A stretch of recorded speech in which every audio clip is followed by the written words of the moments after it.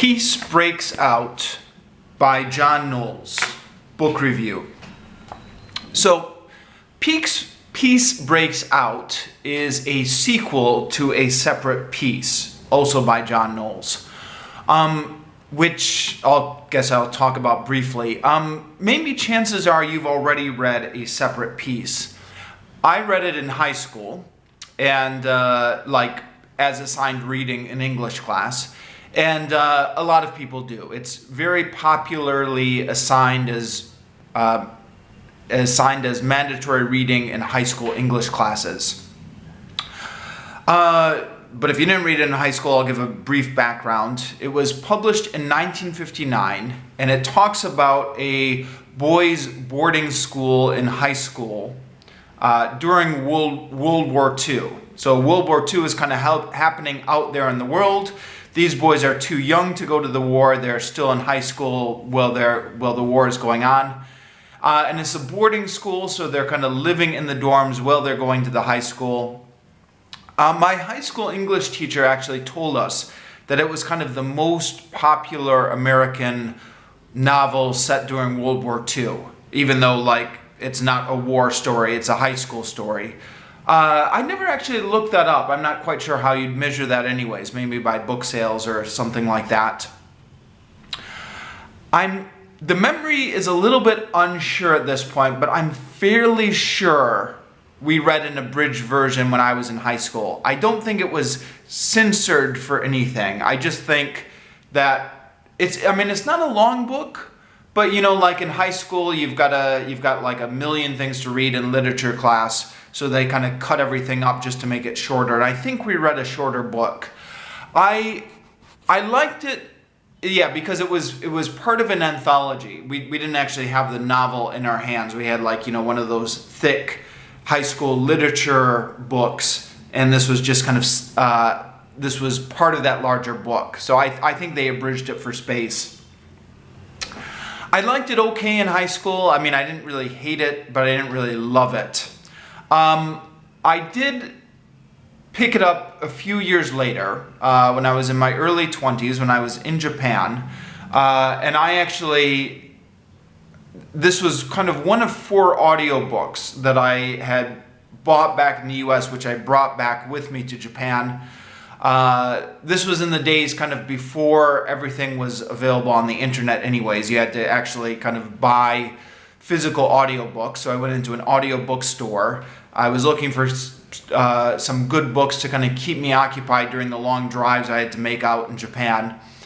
And I bought this, and so I listened to it repeatedly while I was kind of driving out in Japan. And I really loved this book. I think I didn't fully appreciate it in high school, first of all, because we had read an abridged version. And I think you need the full version to really get into the rhythm of it, because the author, Knowles, does a really good job of kind of capturing the conversations that high school boys have with each other.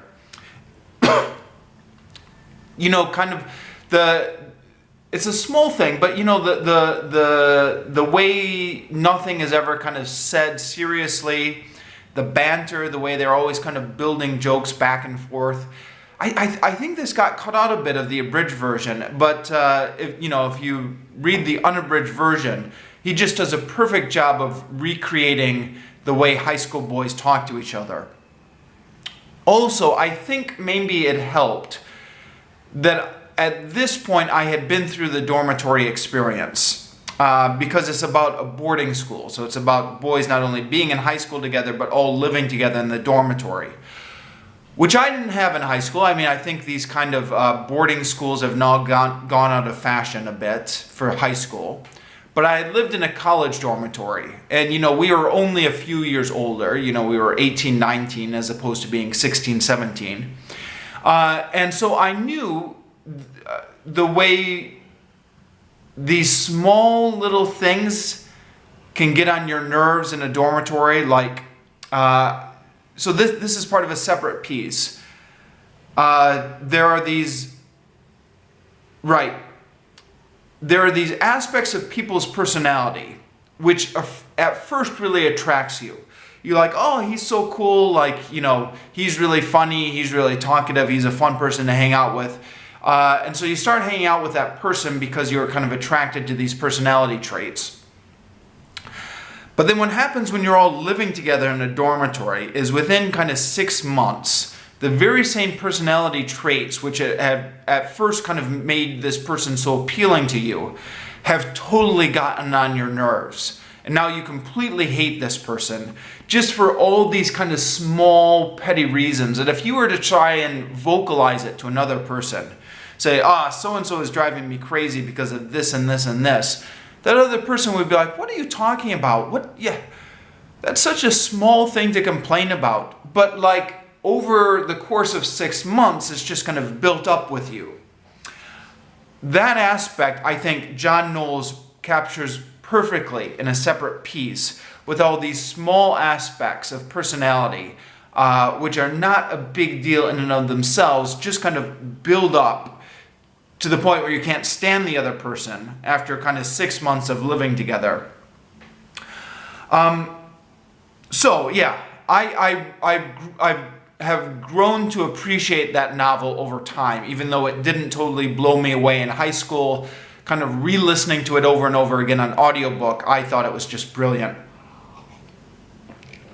The other thing, and maybe this is a small thing, but you know, some of these books strike you as how human nature is just so incredibly stable, right?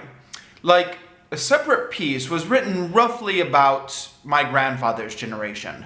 I mean, my actual grandfather was just a few years older than these boys. You know, like you think grandfather, you know, though that generation is so far removed, they can't understand us. But then you read something, and this book was written in 1859, but it was written about John Knowles' actual experience of being a schoolboy in the 1940s.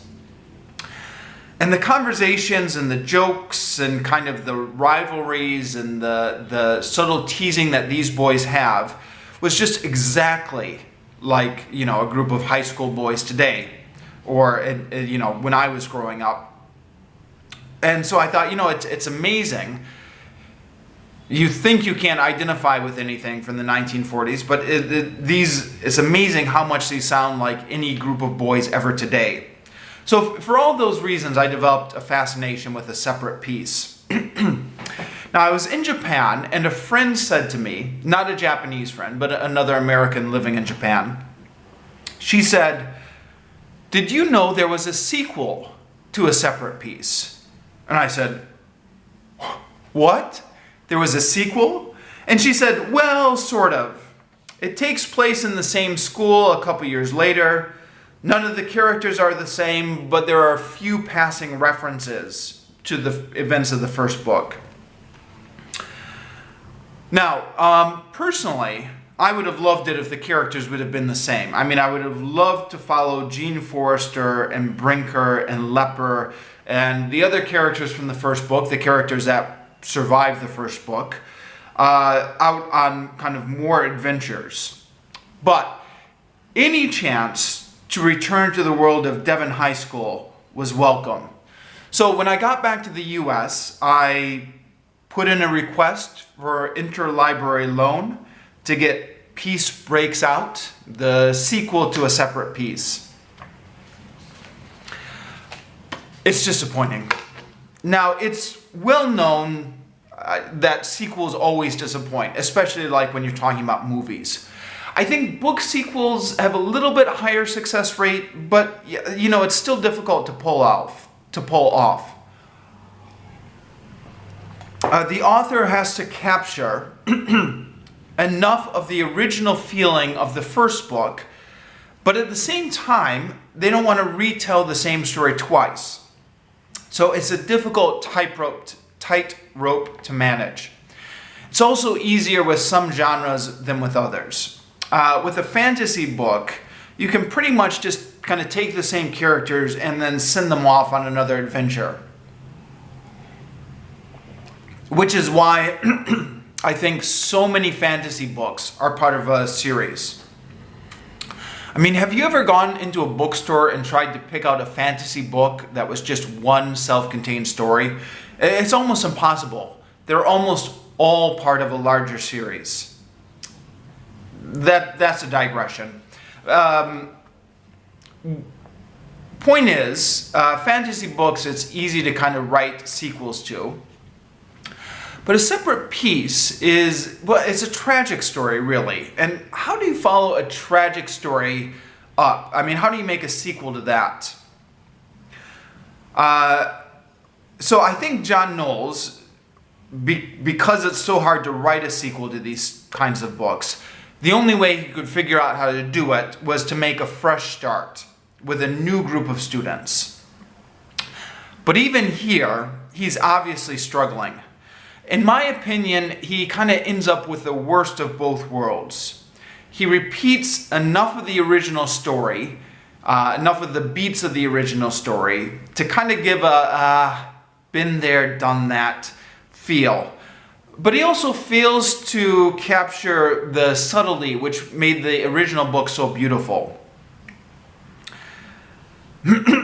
So talking about the connections to the original A Separate Piece, there are, as far as I could catch, only 2 brief references to the original events of The Separate Piece. Also, some of the faculty members, like the teachers and the doctors, are the same. Like Dr. Stanton is the same. Other than that, this is a completely new story. It's a completely new story which reads remarkably like the old one. So a lot of the same plot beats are here. Once again, there's a schoolboy rivalry that ends in tragedy. Once again, there's an accidental death which results from too much pent-up aggression. Once again, there's an injured leg from a foolhardy sporting attempt that later turns into a major plot point. And once again, there's a death scene in the infirmary with Dr. Stanton mumbling some of his same shocked mumblings.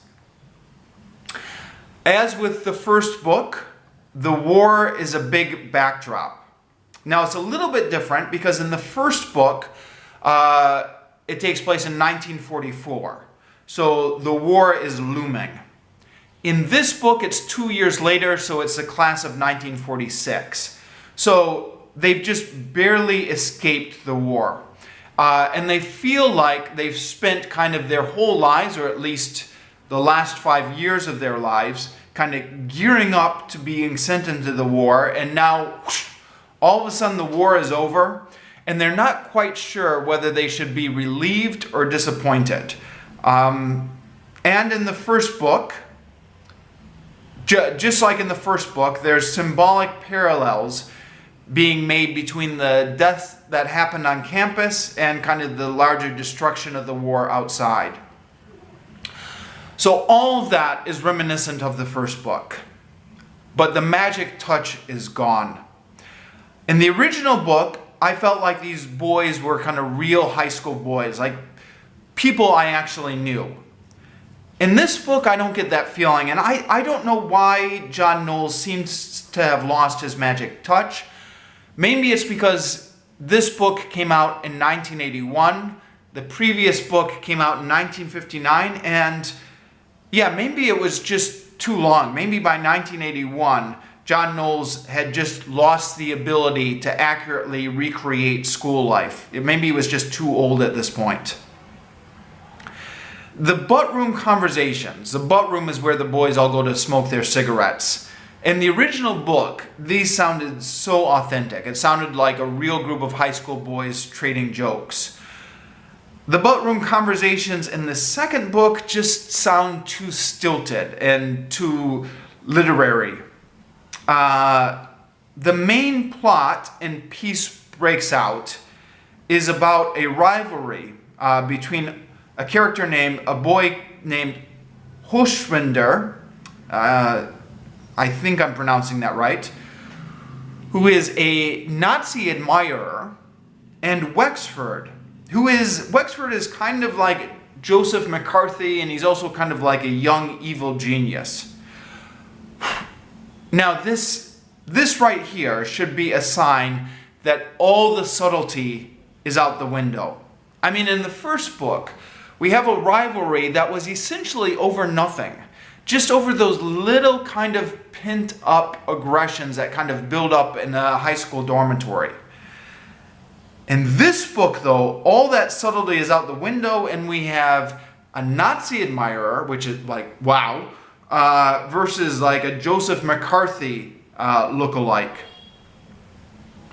Now, after living in the dormitories, I thought that the original A Separate Piece did such a great job of recreating the natural tension that happens between two roommates who have just spent too much time together. Friendship turns into jealousy, innocent words get subverted in the mind of Gene Forrester until he is ruled by his own paranoia. Even the climactic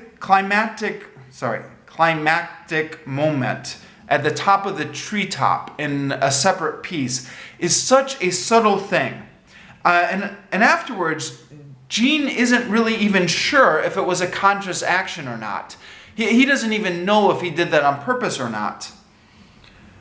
We trade all that subtlety away now, if in the sequel, for a Nazi admirer and an evil genius.